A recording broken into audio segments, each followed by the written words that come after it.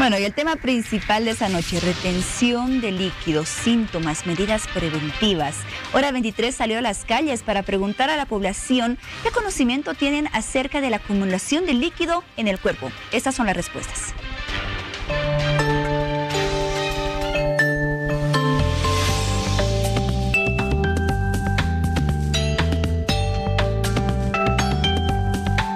No, nada, en esos momentos no. Uy, no, ni idea, la verdad. Es que no he escuchado nada de eso. No que yo sepa, la verdad.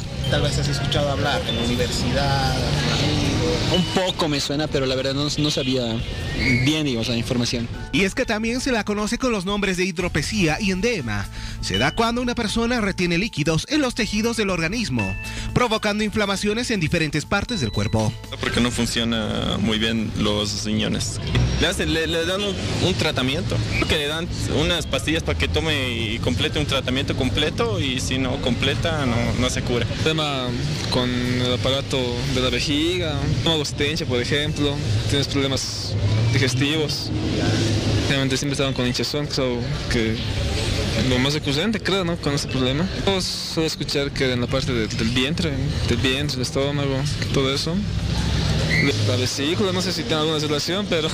Este problema puede llegar a presentarse a causa de patologías en el corazón, riñones o el mismo hígado, o también por embarazo y menopausia. Decía, a ver, cuenta sobre el peso. Mira que ella es un poquito gordita, entonces ella es obesante. Entonces ella tenía la costumbre de tomar mucha agua, y por eso era a lo que yo he entendido y a lo que me contaba, que era la retención de líquido. No, pues eso le hemos tenido que llevar al médico, al hospital. Y eso que se ha empeorado, tenía un ataque de nervios, la altura le afectaba, ¿no?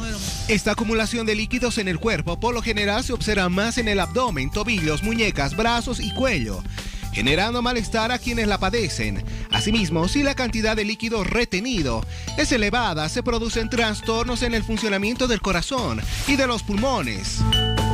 Cuando la retención de agua se produce en el vientre, se llama hidropesía, que puede ser motivada por tuberculosis, tumores de intestino, tumores del aparato genital femenino, así como varias enfermedades o alteraciones funcionales del corazón, hígado y riñones.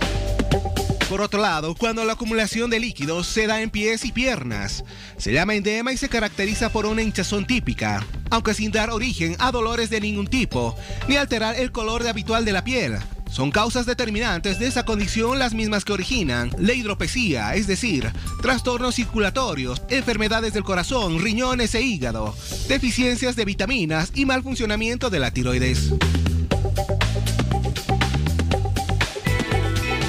Bien, ¿y cuánto sabe usted acerca de la retención de líquidos?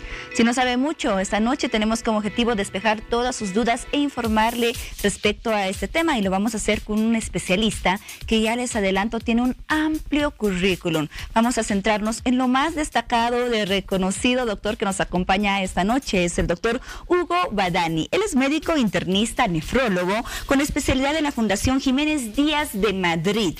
Además, ex docente de nefrología de la Universidad Mayor de San Andrés, también expresidente de la Sociedad Boliviana de Nefrología y expresidente de la Sociedad Boliviana de Transplantes. ¿Cómo está, doctor Badani? Qué gusto. Hola, buenas noches. Un gusto estar con usted y muchas gracias por la invitación. Bueno, para nosotros es el gusto de que nos acompañe en el programa, porque como se habrá dado cuenta con la producción de inicio, hay muchas personas que no tienen conocimiento o tienen muchas dudas acerca de esta condición, la retención de líquidos. Nos suena como que a la acumulación de líquido en el cuerpo. Exactamente en qué consiste la retención de líquidos, de qué tipo de líquidos estamos hablando y en qué lugares del cuerpo se puede acumular. Bueno, la explicación que he escuchado ha sido genial, porque lo ha resumido de una manera, pero como un experto, ¿no? Y realmente, para hablar de líquidos hay que saber cuánto líquido hay en el cuerpo. Los niños tienen más, los adultos tienen menos, y las personas de mayor edad, de la tercera edad, pues tienen menos, ¿no? En un resumen corto podemos decir entre un 55 y un 60% del peso corporal es agua. Entonces, ¿cómo es que se mantiene dentro de su lugar esta cantidad de agua? Pues decirle que los riñones son un órgano par que fundamentalmente se dedica al manejo no solamente de agua, de sal, sino del equilibrio que tiene que haber en el cuerpo de muchas sustancias como ácidos, bases, pero diríamos que es un filtro muy fino que se ocupa del manejo exquisito de agua y de sal, de tal manera que todo lo que falta el organismo lo retiene y todo lo que está en exceso el organismo lo elimina. ¿Qué sabio es el organismo? Exactamente, por decirle, uno recibe más o menos 2 litros de líquidos por vía oral. Produce más o menos unos 300 para tener números redondos. Y a lo largo del día va eliminando por orina, por piel, por la respiración, por orina y por deposiciones, más o menos ese tanto, y durante el día tenemos un equilibrio prácticamente que llega a cero. Si recibe 2.300 mililitros, o sea, 2.3 litros por vía oral y por producción endógena, elimina ese tanto también. O sea que el organismo es tan bueno, tan sabio, y los riñones se ocupan de esto, de tal manera que al finalizar el día, pues el equilibrio es cero prácticamente de lo que, en relación de lo que ha recibido y lo que ha eliminado. O sea, es un perfecto equilibrio. Y ese equilibrio, ¿por qué podría llegar a ser distinto? Ese funcionamiento, ¿por qué podría desequilibrarse, por así decirlo? ¿Cuáles son las causas que generan retención de líquidos? Retención de líquido puede haber en forma local, un edema local, una hinchazón de una pierna, o puede ser como causa de una enfermedad sistémica desencadenada por un órgano enfermo, como decían bien, riñón, corazón, hígado, desnutrición, que entran los niños. Ha debido ver niños en lugares donde el consumo de proteínas y donde la desnutrición es tan severa y tan grave que los líquidos se van a, como decían también, a lugares donde se nota mucho, el abdomen, niños desnutridos, que en el país no he visto ni he leído que se produzcan. Hay desnutrición en el país, pero no al extremo que se ve en otros lugares, ¿no? Muy bien. Y la retención de líquidos, como usted nombraba, puede ser a causa de alguna enfermedad sistémica relacionada con el corazón, con el riñón, con el hígado, o puede ser también a causa de, por ejemplo, algún cambio de altura, cambio de clima. Sí, el cambio de altura, y esto es interesante porque los líquidos se mantienen en su lugar por un efecto de presiones hidrostáticas y presiones oncóticas.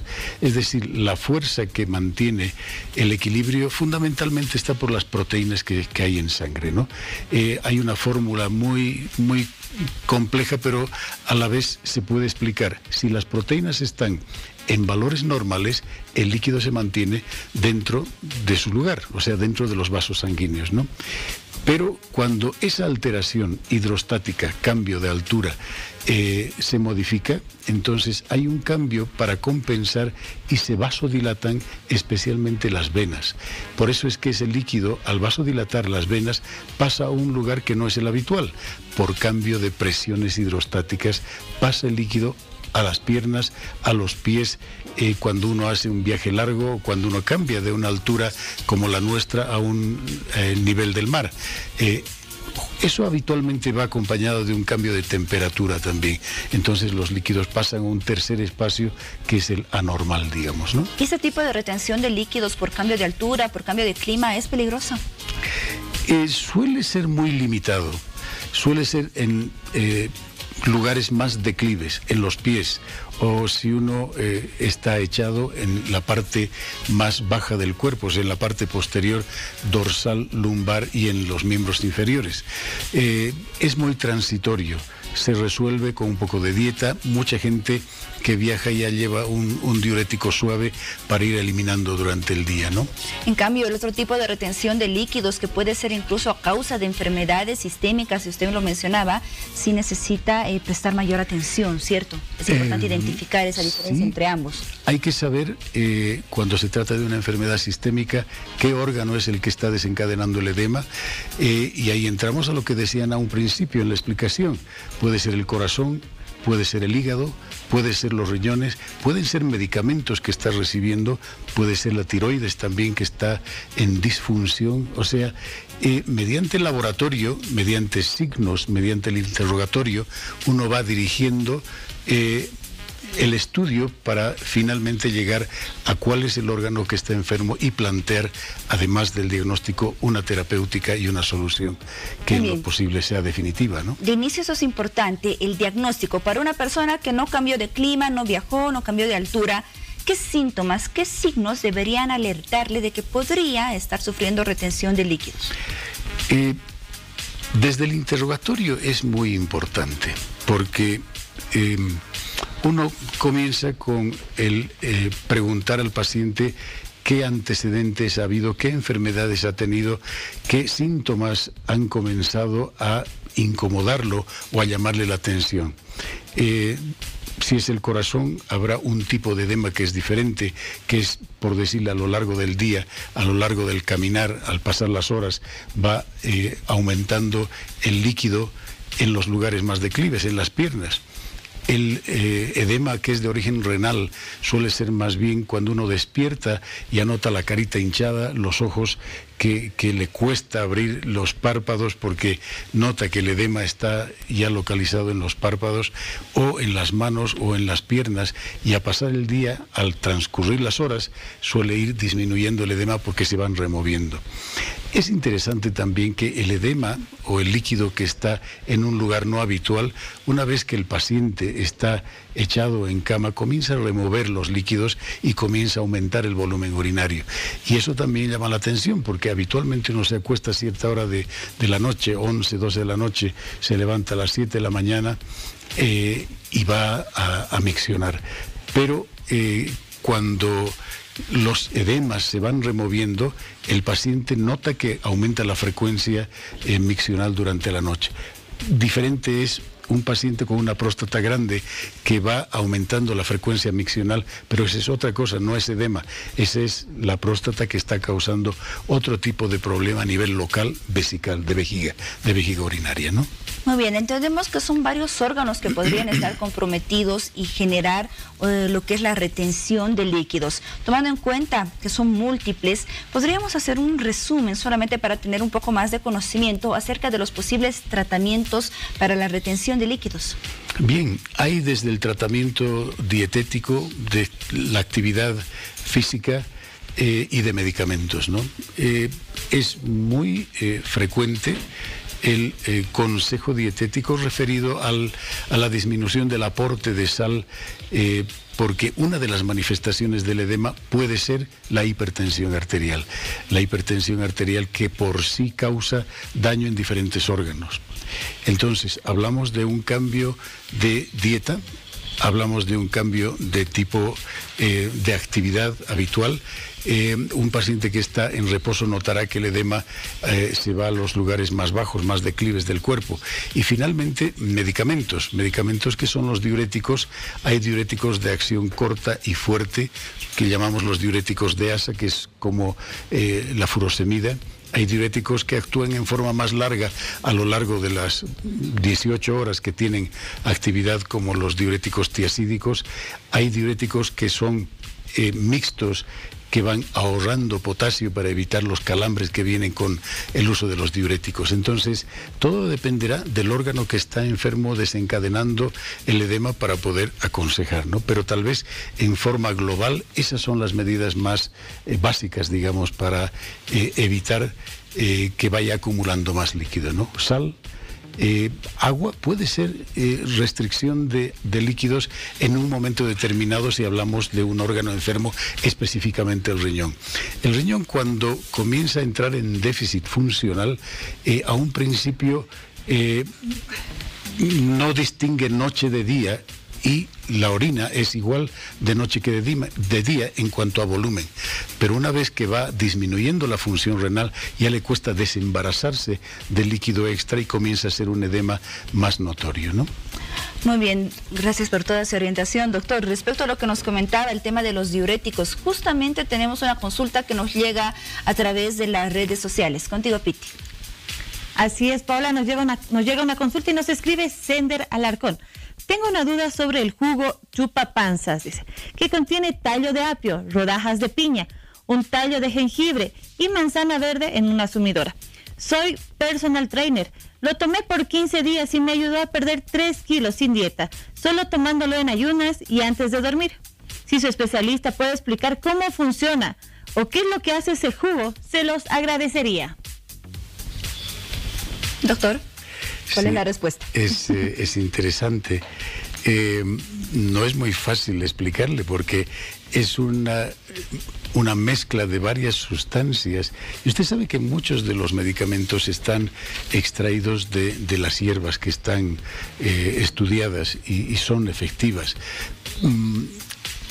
Yo no sé si atribuir esa pérdida de peso al exceso de líquido que ha podido tener ese paciente o esa persona, o si ha sido una combinación de la actividad física y el tomar una cantidad de líquidos que le permitan no llenar el estómago con otros alimentos que puedan ser más ricos en hidratos de carbono, que sean los que le dan más energía, los que acumulan energía.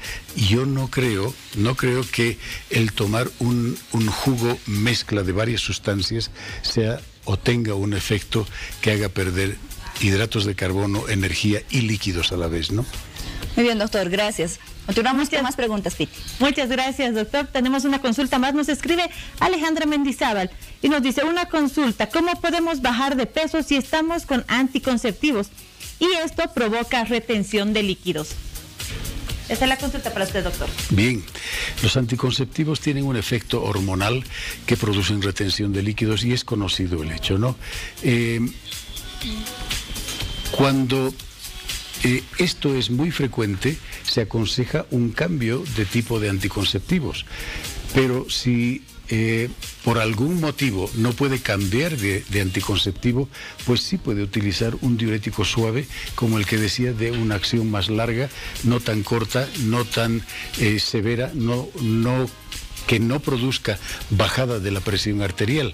Esto también sí se puede coordinar con el ginecólogo que receta el medicamento y es un trabajo que es en conjunto, ¿no? Es de dos especialidades y no es realmente difícil de hacerlo. Se pueden dar diuréticos, como decía, tiazídicos, de un efecto más largo y suave.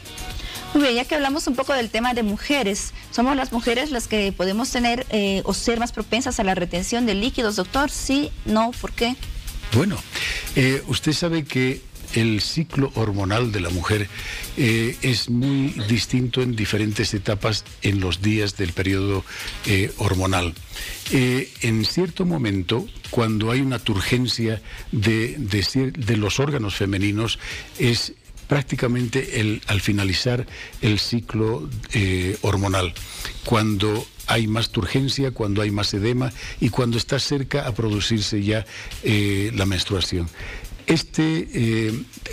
No es un desequilibrio, sino es un estado hormonal que hace que se retenga más líquidos por efecto de las hormonas femeninas. ¿Qué se hace? Pues también se puede utilizar, es que esto es un poco diverso, edema, dolor de cabeza, malestar, dolor abdominal, es un conjunto de síntomas que presenta la mujer en esta etapa hormonal. Se pueden dar desde analgésicos, desde antiinflamatorios para las cefaleas y también se pueden dar diuréticos, dependiendo del momento en que peor se siente la paciente, ¿no? Después de tratar la retención de líquidos, de solucionar esa condición, ¿podría reaparecer? ¿Es frecuente? Pues si hablamos de un ciclo menstrual, pues probablemente sea en cada etapa del ciclo menstrual que presenta estos síntomas. Entonces sí se reproduce. No es patológico, pero sí es molesto. Es parte de un estado hormonal femenino, ¿no? ¿Se puede prevenir esta condición? Es un estado hormonal fisiológico que es parte del dolor de cabeza, del malestar, del dolor abdominal, el estado hormonal. Pero no hablando en el caso de las mujeres, sino de manera general, se puede prevenir lo que es la retención de líquidos. Bueno, ya no hablamos de las mujeres con retención de líquidos, sino en forma general. Así es, entramos niños, ancianos, hombres, mujeres. Hay una parte también del estado hormonal cuando la mujer no está en este ciclo menstrual que hablamos, sino cuando ya ha disminuido el estado hormonal y está en una etapa premenopáusica o menopáusica. Es un estado hormonal distinto. Pero si hablamos de niños y varones con edema, no es frecuente, no es hormonal y hay que buscar un estado de enfermedad que sea manifestado por uno de los órganos que está enfermo, ¿no? Riñón, hígado, corazón, tiroides, desnutrición, alteraciones en las proteínas. O inclusive el estado linfático de uno de los miembros. Una alteración en el retorno linfático puede hacer o puede producir un edema localizado, no general. Puede ser en una pierna, puede ser en un miembro inferior completo, puede ser en un brazo.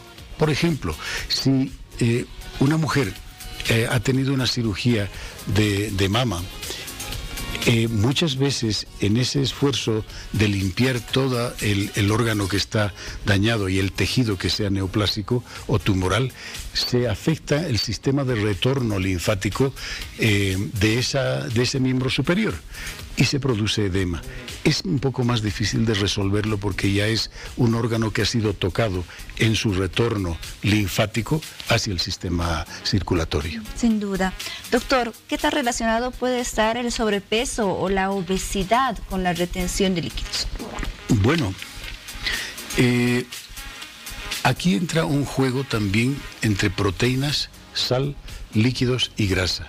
El obeso puede retener más líquido, pues se nota menos, pero al finalizar el día, si se pesa al principio y al final, es posible que esta alteración hidrostática oncótica pueda llevar a una retención mayor de líquidos, ¿no? No quiero decir que el obeso va a retener líquidos siempre, pero sí es posible que lo haga. Muy bien, ya para finalizar esta entrevista, doctor, ¿qué recomendaciones usted puede brindar a las personas que nos ven en este momento? Algunas de ellas posiblemente sufren de esta condición de retención de líquidos. Pues la retención de líquidos, otra vez, si es que pensamos en la causa, habrá que buscar un órgano enfermo. Pero si es que por suerte no hay un órgano enfermo, hay que tomar en cuenta la dieta. La dieta en sal. La sal, como usted sabe, es un elemento de la naturaleza que tiende a producir retención de líquidos, tiende a favorecer la hipertensión arterial en un organismo que está predispuesto. Entonces, sabemos que una dieta normal en sal en nuestro medio oscila entre los 5 gramos de sal al día. Hay personas que le añaden mucha sal a su dieta y tienen una tendencia mayor a retener líquidos y a hacer un edema, ¿no? Muy bien, doctor Hugo Badani, médico internista, nefrólogo, gracias por acompañarnos esta noche en Hora 23. Esperamos que pronto nos visite nuevamente. Y le agradezco mucho por la invitación y ha sido un placer conversar con usted. El placer ha sido nuestro. Nos damos una pausa.